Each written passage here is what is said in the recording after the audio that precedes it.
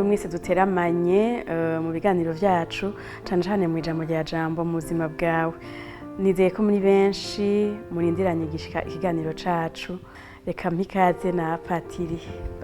kaze nawe. Murakoze cyane. Ego ni Patiri Ferdinand w'Imana ranguriye ubutumwa muri Paroisse Kanyosha. Mu ijambo rya Jambo no munsi tugarutse ku ibwirizwa riruta Ayandi. Ni mu gisomwa mu nkuru nziza dukura muri Mariko mu kigabane ca 12 pati. Yego kuva ku murongo wa 28 gushika ku murongo wa 34. Inkuru nziza ya Yezu Kristo nkuko yashikirijwe na Mariko mweranda. Umunsi umwe haraje umwanditsi kwa Yezu amubaza ati: Ibwirizwa rya mbere mu mabwirizwa yose ni irihe? Yezu aramwishyura ati: Irya mbere ni iri: Tega amatwi Israeli, umukama Imana yawe niwe musa mukama. Urakunda rero umukama Imana yawe n'umushaha wawe wose, n'umutima wawe wose, n'ubwenge bwawe bwose, n'amagara yawe yose. Irya kabiri ni iri: Urakunda mugenza wawe nk'uko wikunda wewe nyene. Nta rindi bwirizwa risumbayo. Wa mwanditsi amubwira ati: Niko mwigisha, uvuze ukuri kwamye, yuko Imana ari imwe nsa, kandi ko atayindi iriho atari yo nyene. Kuyikunda n'umushaha wose, n'ubwenge bwose, n'amagara yose, kandi gukunda umugenzi nk'uko wikunda birengeye na kure imbagwa zose n'imperezwa zose. Yezu ngo yumve yishuranye uburyo amubwira ati: Nturi kure y'ubwami bw'Imana. Nta wabaye acubaha ukagira icyo amubaza. Twumva umwanditsi kandi abanditsi barakunda kubaza Yezu. Yego. Ibwirizwa rya mbere ntaraje no kuntu yamwishuye umenga yari guhava mubwira rijya rya mbere nyene tuzi rya mbere ngo usenga Imana yose uyikunde kuruta byose. Kwereki yamwarije ibwirizwa rya mbere bishaka gusigura iki? Yashaka kumenya riruta Ayandi mu kubagiza cyane. Murakoze. Bwa mbere duhere ku mwanditsi uko mwari ko murabivuga. Mu gihe cya Yezu hari imigwi myinshi y'abantu. Muri iyo migwi rero harimo abo bita abanditsi, mu gifaransa bise les scribes. Bari abantu bize ibyerekeye inyandiko nyeranda kandi barabinonosora, bakaba bashinzwe rero kuvyigisha. Uwo mwanditsi rero twumvise ko yaje kubaza Yezu ati: Mbega ibwirizwa rya mbere mu yandi yose ni irihe? Ahandi umwanditsi w'inkuru avuga ati: Ibwirizwa risumba Ayandi ni irihe? Nshaka kuvuga rero ko aha kuvuga irya mbere ni muri icyo cyiyumviro cyo kuvuga irya mbere, kuvuga risumba Ayandi, niko ashaka kuvuga. Ivyo navyo tukabitegera twibutse ko mu gihe cya Yezu nyene ya mabwirizwa 10 nkuko tuyazi Imana yahaye Musa kuri wa musozi mweranda. Bari baragerageje ababanditsi nyene kugerageza kuyasigura, barayakuramo yandi mabwirizwa menshi. Batubwira ko bari bahise ku mabwirizwa ashika 636 yose hamwe. Muje mwumva rero ko hageze igihe ukamengo harimo agapfungu, kubera amategeko ni menshi cyane, abantu ntibashobora kuyafata ku mutwe yose kiretse nk'abanditsi bavyize. We rero ni nkuko bibaje kugira ati: Murajya yose mbwira Risumba Ayandi, hanyuma haba ryo nihate, no kuvuga iryo bari Risumba Ayandi canke irya mbere murajya yose niriye. Ariko wewe ko yari umwanditsi nibaza ko yari ayazi. kwari ukungira kubaza ko Yezu we nawe yazi. Ego ico kirimwo harimo kubaza ko yazi ko naburya Yezu bamufata kuba atari muri uwo mugwi wabo ni nkuko bari karamuha n'ikibazo agira ati buryo oye ibyo bintu arabizi neza. Hanyuma ikindi mugabo ego mugabo ikindi naco ikindi cyumviro kirimwo nuko mu kumubaza gutya ati mbega Ijambo Risumba Ayandi ashobora kuba nawe nyene afise agapfungu muri we atakimenya Risumba Ayandi ijyari ryo naho yoba yazi yose muga kabura Ijambo n'iryo cyari kurikira. Ego no bivuga muri ntumbero bwa mbere ko ashaka kumugeza mugabo bwa kabiri ko yoshobora kuba kandi nawe nyene kubera ko ari menshi cyane atagishobora kumva iryo bari Risumba Ayandi ijyari ryo. Kandi ngira atashobora nawe nyene kuyasigura nimba yabwirizwa kuyasigurira abandi ngo byoro. Ego mu kumubwira Ijambo atangura avuga ngo umviriza Israel umukama Imana yacu niwe Musa mukama bikabandanya kubera ki ritangura uko niko ryari ryanditse twobitegera navyo nyene dufatiye mu gisoma ca mbere cy'uyu munsi w'Imana nyene bwa 31 mu gisoma ca mbere twakuye mu gitabo cyo kwibutsa amategeko bitaro de Deutéronome mu gifaransa niho batubwira amategeko Musa yahaye yashikirije igihugu c'Imana nawe nyene atangura avuga ukunyene ti umviriza ibwirizwa rya mbere tega amatwi Israeli agaca bandanya kuko Jambo rero tega amatwi Israeli karahambaye cyane kuko no kuvuga ni hamwe mu kintu tugira tuti uja kumva arumviriza mu gutanga ayo mategeko ya mabwirizwa y'Imana Musa ntatangura avuga ngo Ijambo niyiri atangura avuga ati tega amatwi Israeli agaca atangura Ijambo rero niho rero mwumva n'uwo mwanditsi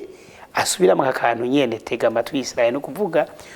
ku banyisirayeli ukumviriza bigushikana guca ukora gushushira mu ngiro icyo wumvise.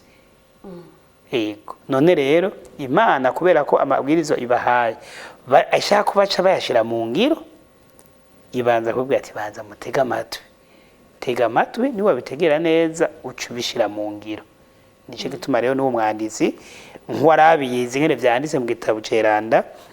kandi yarazi nico bisigura nico gituma nawe nyina ahera kuri akajambo tega amatwi Israeli no kuvuga n'inyigisho tuzishira mu ngiro kubera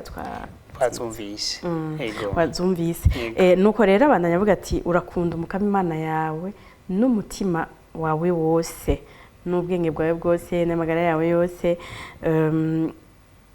kubera ikibi byose umuntu avuze ati urakunda gusa gukunda n'umutima no kuvuga igapati. Abanyisirayeli bari bazi ko bafise Imana yabo hanyuma abandi bantu babana mu bindi bihugu begeranye nabo nyene bo bemera ko bafise Imana zabo. Mukuru nk'iryo bwirizwa rero iryo tegeko cyangwa bwirizwa rya mbere gukunda Imana turakunda umukama Imana yawe n'umutima wawe n'umushaha wawe wose n'umutima wawe wose n'ubwenge bwawe bwose n'amagara yawe yose no kuvuga atana kimwe ukuyemo atana kimwe wisigarije. Iyo Mana kwigukunda gutyo kandi ko ari yo Mana yawe urayikunda ntuzohava urondera kuza gukunda imana z'abandi bantu ntuzohave kwegwa n'izindi mana z'abandi bantu haba mu bwenge bwawe haba mu magara yawe haba ku mutima wawe dukuvuga yikunde uhereze kuko niyo Mana yawe. Yego Imana y'abanyisirayeli none yari yihe mwavuze ko hari Imana abandi bari bafite izindi mana mu kwemera kwabo ko bavyumva bobo bari bazi yuko Imana yo mwijuru yitwe twumva kandi dusenga kandi twemera bari bazi ko ari yo Mana yabo mugabo ko abandi batarimwo bagiye bategera buke ko bwa bundi ya Mana ari yo yonyene iriho no kuvuga nabo bandi bagira ngo barafite izindi mana bitokunda kuko iyo Mana ntibangikanywa kandi niyo yaremye isi n'ijuru n'ibiri kuri yo byose kuvuga abandi bantu bo ntiboshaka kuvuga ngo barafise iyindi Mana kuko nta yindi Mana iriho hambavu yiyo. Byo rero bagiye babitegera bukebu ubwo bwa mbere bo bashimikira ko ari Imana yabo no kuvuga ko umunyisirayeli yogerageza kuyikunda n'umutima wiwe wose n'umushaha wiwe wose n'amagara yiwe yose n'ubwenge bwiwe kuvuga agahereza ko ntahave akwegwa nko nari ndabivuze nizo mana z'abandi bantu none rero nk'ubu kuko izo zindi mana z'abandi bantu z'abanyamahanga ku banyisirayeli ni ibitoca twita ibigirwamana canke ivyo umuntu ashobora gushira mu kibanza yari guha imana, kuko imana yoyo iguma ari imwe n'izishobora kuba nyinshi. Ku mugabo aho bageza gutegera nuko n'ubu rero bwiza ntiryohinduka, kuko n'ubu iribwizwa kandi ribwirwa twebwe. Naho bavuga Israel ubu twahashira Uburundi canke umuntu akahashira izina ryiwe, kuko kwemera ko abanyisirayeli bwa mbere ni nk'igihugu bafise kwemera kumwe mbwa kandi no kwemera kumwe,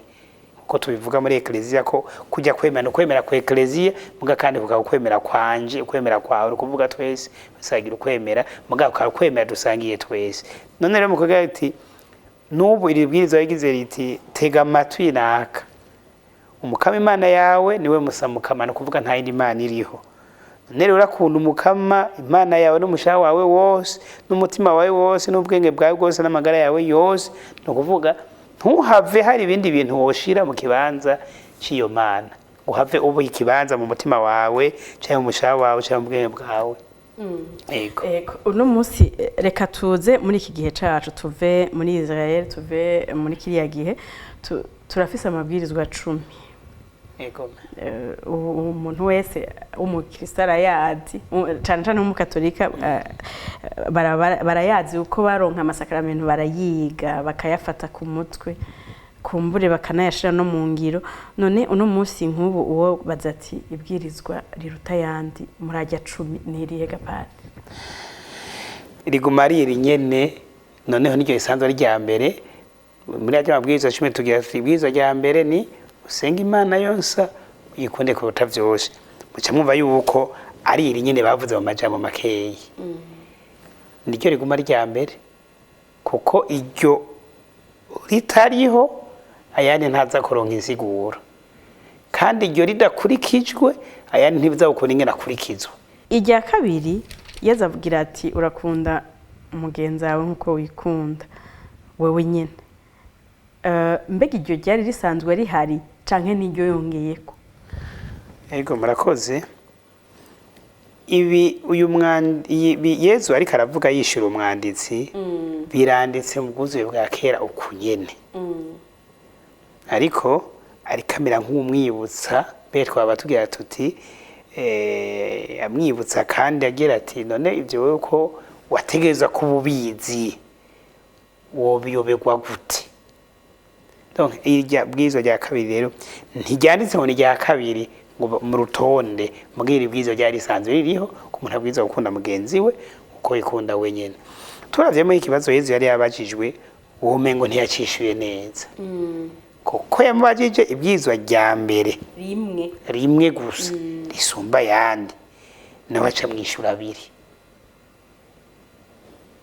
Ubumengo ikibazo Yezu ntiyagitoye neza, ariko yaragitoye kubera ko ugukunda Imana kuruta vyose n'umushaha wacu wose n'umutima wacu wose n'ubwenge bwacu bwose n'amagara yacu yose bibwiza guca bidushikana gukunda mugenzi wacu uko twikunda. Erega burya biragoye ko umuntu avuga ko yanka Imana. Kuvuga umuntu wese yashaka kumubaza mbega urakunda Imana, inyishu ni ego. Mugabo umuntu biboneka ko akunda Imana niyo abashira mu ngiro rya kabiri, birafatanye. Ni hamwe Yohani Mweranda yandika ati ntawe ushobora kubesha ngo arakunda Imana atabona, byamunaniye gukunda mugenzi we abona. Tishije gituma ari amabwizo arafatanye. Yezu ashajongera kuba mu bajya mbere mugabo kugira ngo ntihave haba gapfungu have baza ati igihe cyo nzokurikiza niryo ya mbere yambwiye Risumba Ayandi acayongera ko aho biza kurangukira urakunda kandi mugenzi wawe kuko wikunda wowe nyene. Yego murabona mwavuze yuko hariho ibihugu bimwe vya bifite Imana yavyo yindi bikagira Imana yavyo. Ngo yavuze ati urakunda umukama Imana yawe, mugabo arongera kati ukunde mugenzi wawe nkuko wikunda. Mbega iri bwirizwa ryoba rishaka kubibutsa yuko nubwo badasangiye Imana abo bandi babwirizwa kubakunda. Tuvuze mugenzanje ninde gapati? ayandi majambo mugenzanye n'uwo jana mu misa mugenzanye n'uwo dusangiye ukwemera mugenzanje ninde ku banyisirayeli ubwa mbere iri bwirizwa rishingwa kubera ko bari bakiri igihugu cirondera kubabwira ati urakunda mugenza nkuko ukunda wowe nyene kwari nkubwira biyegeranye nk'igihugu kugira ngo biyumvanemwo bumve ko basangiye gupfa no gukira ko babwirizwa gukundana bagafashanya uko bashobora kose ku banyisirayeli ubwa mbere bagitangura bagira bati ibwirizwa rihari urakunda mugenza no kuvuga musangiye igihugu uranka umwansi wawe kubera ibyo barimwo ibintu bihe by'ingwano bamwe igihugu gitera ikindi n'ibindi bimeze mbere nuko mugabo baraheza bakaduga rero mu nyuma uko bagiye barategera uko y'Imana imeze ko bwa bundi ikunda n'abandi bantu ko muri ibwirizwa rege ati urakunda kandi mugenza ko wikunda wowe nyene atari gukunda wo musangiye igihugu gusa ahubwo ari gukunda umuntu wese uko nawe nyene yaremanye agashisho k'Imana y'Imana rero bibaza ko ari akantu bashaka kugana ati iyi ni gwacu gusa nta udukorera ko yavuye Imana ya bose bavuye bategeka ko bwa bundi ariyo Mana ya bose kandi ko atayindi iriho atari iyo ko n'abantu bose ariyo yabaremye ko rero ibasaba kubakunda bose nkuko bikunda bonyene niryo natwebwe uyu munsi itubwira wari kugira uti mbega muzengenzanye byo tujana mu misa nujya dusangira na biriya ujya dukorana ku kazi nujya tubana muhira oya muri iri jambo urakunda mugenza yuko bikunda wenyene no kuvuga n'umuntu wese muri iki gihe pati muri biriya bihugu vya Israel urabona ko hariyo intambara hari umuntu yo kwibaza ati mbega iri jambo ry'Imana ntaco ryababwiye iyo rero habaye ibihe bigoye ibintu bihe by'intambara ibintu by'aho abantu bagiranira ishavu ishari babwe n'ubwicaye bukajamwo ntitwoshobora kuvuga ko ijambo ry'Imana ritigeze rigira ico rimara kuko umutima w'umuntu wamurimo agatima keza gukurikira iciza n'agatima kabi iyo rero abantu bashize imbere gukurikira ako gatima kabi birashobora gushika izo ngorane bakazigira mugabo si ukuvuga yuko ijambo ry'Imana ryoryo ritaba rigifise ikibanza canke ko ryoca rihinduka riti ubu rero urakunda wewe umunyisirayeli urakunda umunyisirayeli wo muri Palestina nawe urakunda umunyapalestina wo muri Iran akunda muri Iran bajya ntibarimwo ko n'abansi bacu ijambo ry'Imana riguma rifise ico kibanza caryo umwe wese arafise ikibanza mu mutima w'Imana abwiza rero kugira ikibanza mu mutima wanje mu mutima wawe mbega yaba bishoboka ko urukundo nyine rurukundo byo bimeze gute no kubera iki mbega bidakunda no kubera iki usanga aba bana batumvikana ingo ntizumvikane abana n'umuvyeyi ugasanga birashika ntibumvikane ivyo bintu biva kuki biva kuri sekibi bwa mbereho kuko sekibi niyo idashaka ibintu bigenda neza ariko kandi birava no kumwidegemvyo na liberté umuntu yaremanywe ingene Imana yaremye umuntu arashobora guhitamo kibi canke iciza kandi cahisemo akagikora hari umwanditsi yigeze kubavuga ati Imana sinzi ko ndavuga ko yagize amakosa mugabo akantu itagize neza kubona yaremye umuntu yidegemvye bivuze muri mu Gifaransa agira ati tu as pris le risque de créer un homme libre ko turabibona kuva no mu gitabo ca Mamuko Imana yatanze itegeko yaremye Adamu na Eva irabwira ati ndabahaye ibi muga iki kintu muraciyubara murakireka kandi ku neza yabo muga kimwe yababuza nicyo bazabiza gukora yego kubera uwo mwidegemvye Imana nayo ntimeze mbega ndabivuge nk'umupolisi no kuvuga ntiducunga ntigira iti ko ndaguhaye itegeko rero ubu ncangoma ngahe impande yawe ngume ndakuraba ni wihenda nturikurikize turahonyora hamwe oya igira iti ico kubera ciza ni iki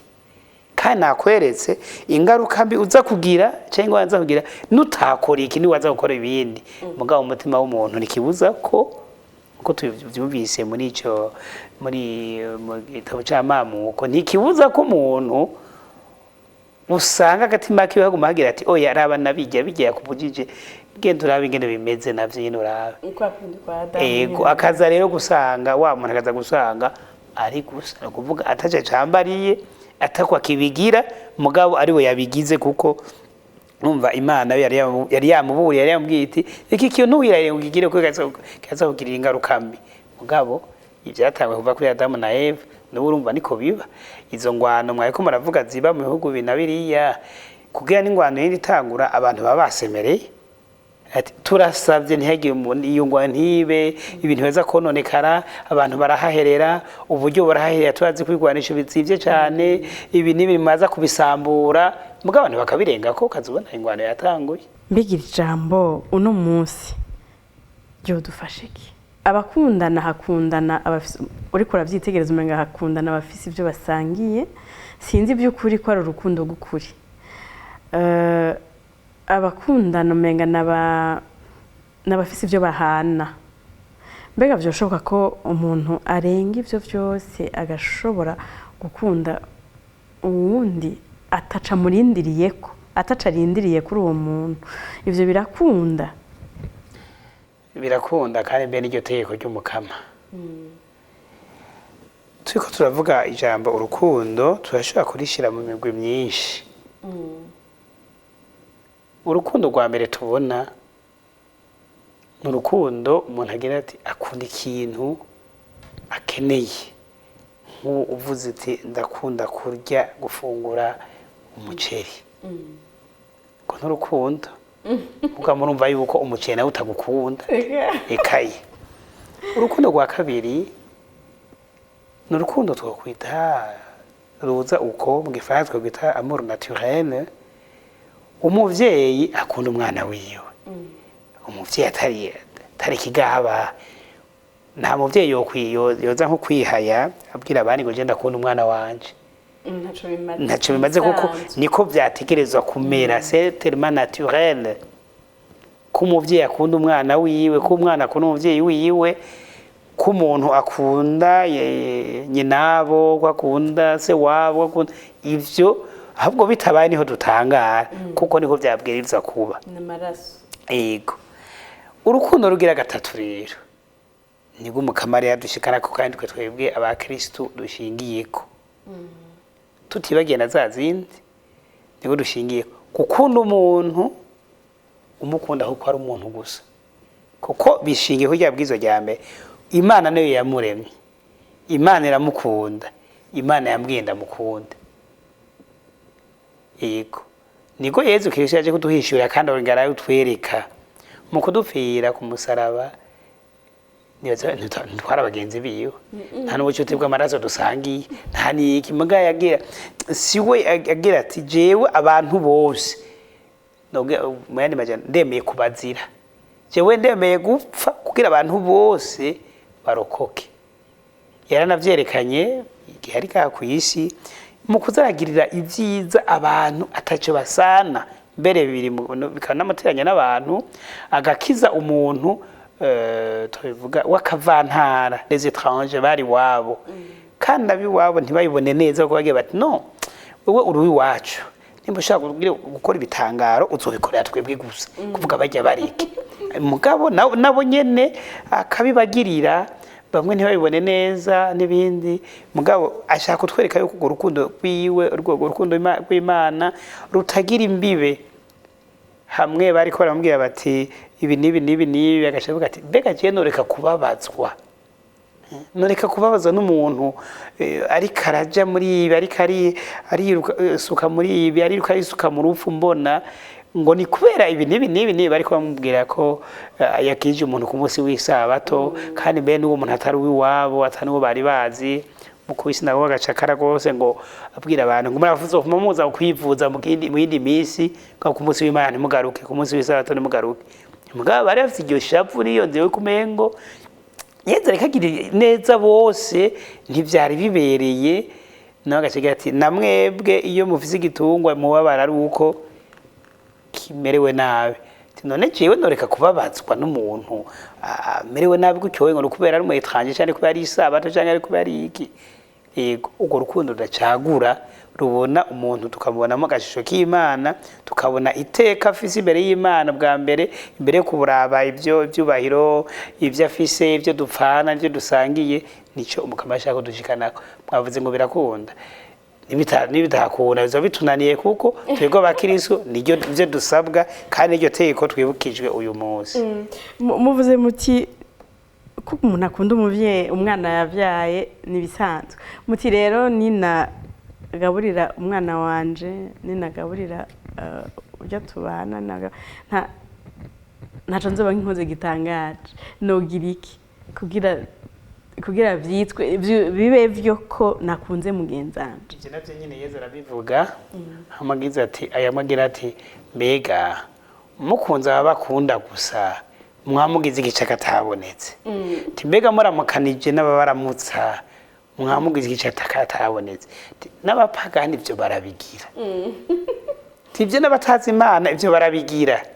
ati mwebwe rero ico ndabasavye ni mubera naho ko sobanyo mu ijoro mwerana no kuvuga mwebwe ni murenzaho ego ngico ikibazo waruvuze ijya byose nta muvyeyi yogenda ari hayatije no kuri uyu muri uyu munsi nagaburi neza abana banje oya ivyo byo bimunaniye mugabo uwo shabwira icavuze no ati je n'ukuri no munsi mutko naye narose nasange n'abana bamwe barabara turiko turasozera mbega pati nukuri ibwirizwa ry'urukundo turamaze kurivuga kenshi riruta Ayandi twaravyigishijwe kuva kera iri jambo ry'Imana muri iki gihe turimo hariho umuntu yovuga ati ndamaze kuvyumva barabinyigishije bamwe tugira mariage barabitubwiye kuguma ariko riragaruka nta gishasha numva uno munsi iki gihe turimo iri jambo ridufasha iki ibwirizwa ry'urukundo rizokwama rishasha ntizokwigira risaza kuko urukundo no havabwira nti nkuko Yohani Mwanda bivuga n'iryo zina ry'Imana Imana ni rukundo ku Imana idasaza urukundo ntirusaza iri bwirizwa turavyibuka Yezu ariko aravuga abwira abatumwa biwe yagize ati ico mbategetse nuko mwokundana ntiyavuze ngo ico ndabasavye oya no kuvuga manje majambo no habavuga nkoresha imvugo yoroshe ngira nti tudakunda tuba dupfuye kuko urukundo niko rugira ubuzima haba mu miryango haba ku kazi haba aho tubaye haba mu bintu byose erega tubivuge tubisubire nk'abantu badakundanye nk'uwofata umutima w'urukundo akawukura mu bantu kwisi yose cyaba ingwano naha mubona hari ibintu bigenda neza nuko hari abantu bafite umutima w'urukundo kuko umutima w'urukundo ni ugutuma wifuza gukora iciza kandi ugerageza kugwanya ikibi kushobora kose no kuvuga havuyemo urukundo ho cyaba ikibi gusa twumve ko gukunda umuntu wari we wese ari bwirizwa ry'Imana kandi arivyo duhamagarirwa